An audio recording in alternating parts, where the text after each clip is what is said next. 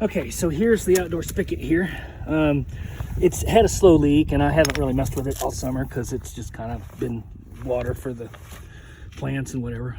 But it's cold, it's freezing, and this is ice. And basically, if you don't know, when water freezes, it expands and can split pipes and things. So it's still below freezing, but I want to address this before it thaws out, and then I can also pull this out and get a replacement at my leisure. So I'll show you. Okay, before I do this, I'm gonna turn the water off. So your house or whatever you're working on should have a main water cutoff somewhere inside. If not, then you can cut it off at, or turn it off at the street or at the meter. Or if you have a well, then you can just turn the well off and make sure that you drain all the pressure down out of your pressure tank. So anyway, I'm just gonna take this. It's a 90 degree, so the water should be off. All right, once you turn the water off, best thing to do is just double check that it's off, that it's not still working, so you can let the extra pressure that's still there. Turn your sink on, kind of let that run, because whenever you do end up cutting into any of the pipes, if there's water in it or pressure, it's gonna make a mess. So, and it's just more for you to clean up. So now, after you're done, make sure you shut this off because it'll help hold a vacuum when you do cut into it. So if you have this open and you cut a pipe that's lower, then it's just gonna siphon right out. It's gonna come out and make a big mess. Okay guys, to cut this copper, I've got here a set of cutters. I've always heard them referred to in this type because it's really small. It's called an imp cutter. You'll see this is made for, I think it'll tell you up to 7/8, and this is 1/2 inch copper. And it's made for tight spaces. That's why it's got kind of this smaller little end right here to thread it, and opens the jaws up. And we'll put the jaws over the copper and we'll start spinning. I'll show you. Okay guys, I'm gonna show you how this goes on here. I've got my son holding the camera for me. But if you'll notice, we're gonna put this on. I'm gonna put it about right here. And then we'll just start tightening this up. I'm sorry, I'm loosening. We're gonna start tightening it up. And notice there's 2 rollers, and this makes contact. So, okay, you see we're making contact. Now you don't tighten it real tight. You gotta take baby bites, essentially. Just a little bit. You can start to see there's making a line. And so I just, each time I go around, I give it just a little bit more of a turn, and you'll see that line start to get a little bit deeper each time, and it'll make it a little bit easier to turn once it's gone through the track. Get this insulation out of the way, and you can start to see the lines. You just keep working. It takes a little bit. It's not super thick, so you just keep applying a little bit more pressure. Patience is a virtue, and you can see it's starting to get a little bit deeper.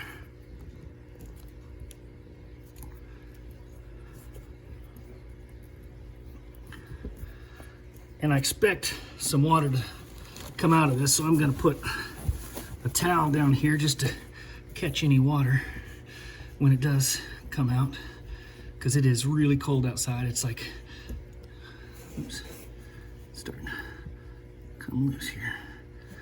It's like 15 degrees outside, so I don't want too much water. Oh yeah, I think we're almost through it. There it is, it's done.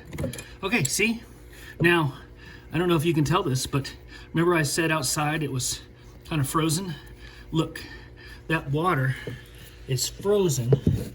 It froze all the way to here. So that's not really good, but inspecting this, it doesn't look like it's split anywhere.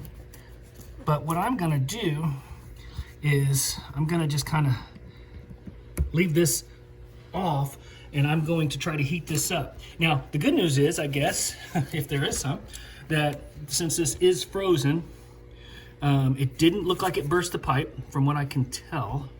What is this? I feel something in here. Hang on.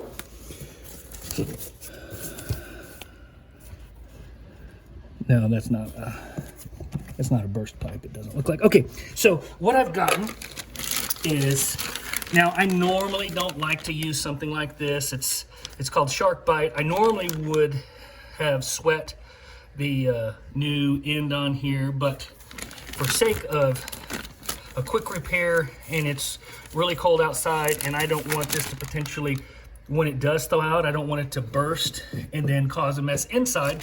So I just got this. My son and I went to Lowe's and picked this up just because it would be quick and easy.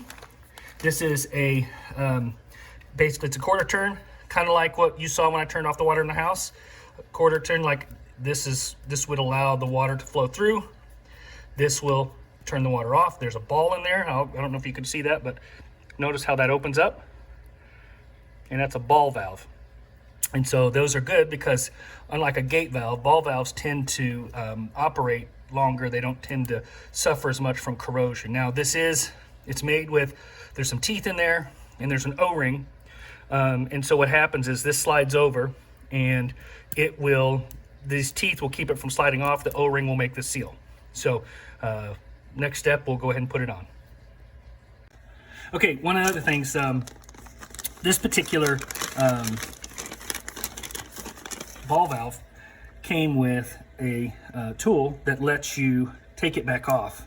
And the way this works, take it back off, if it's on, you would slide this over the copper like this, right? And then it would allow you to push against this right here. And I don't, if you can kind of see, this will push in. And once that pushes in, it lets those teeth that are biting in, they'll release. So that's what that does. You can kind of see. So anyway, here we go. I'm going to go ahead and put this on. This one doesn't really have a arrow that says which way to put it on, but this does. Now, here's the other cool thing on this one.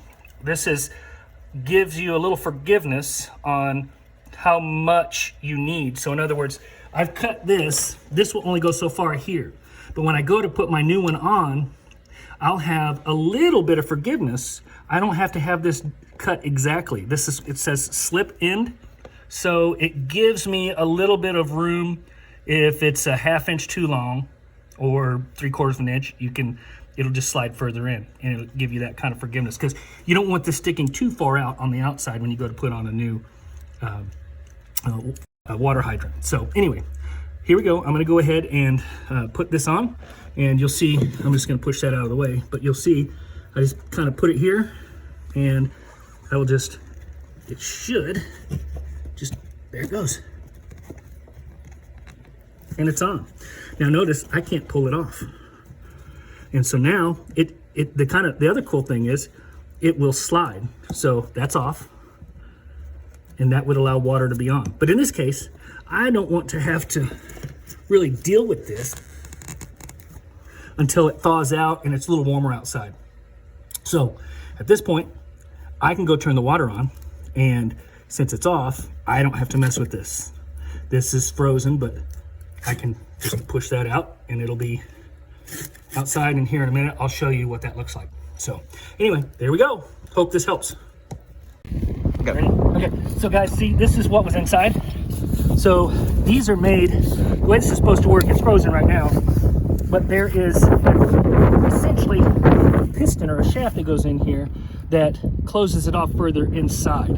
So, and then it lets the water continue to drain out from the spigot. This is supposed to be a frost-free spigot, but at some point I may take this apart just to see inside to show you, but it continued to leak. It's a rubber gasket that seats up against the seat, and that's supposed to keep the water from coming through, but over time they wear, or they get a crack or a tear. But anyway, that's what I pulled out of the wall. We'll go inside. So let's just test. Okay guys, this is the inside of the spigot where we cut it. So I'm gonna kind of show you. Hang on, I'm gonna go out here a little bit. But if you can I don't know if it's focusing. Move your finger, please. I don't know if you can see me turning. Yep, there you go. You can see it. So that is how long. That's right there. That's how long where that gasket seals in. and so it seats up in here. So most likely the gasket's either ripped, or over time, if there's a long enough drip, it will actually etch into the brass. So if you let a drip go too long, you could get past the point of the ability to service something like this. And these aren't necessarily cheap. They're probably anywhere from 30 to 45 bucks, depending on the size, the brand, the length. So anyway, so they're not cheap. It would have been best if I would have just taken care of this when it was warm and I knew it was leaking, but now my fear of something happening made me want to at least put that shutoff valve on it just to make sure. So anyway, there you go. I hope this helps, guys.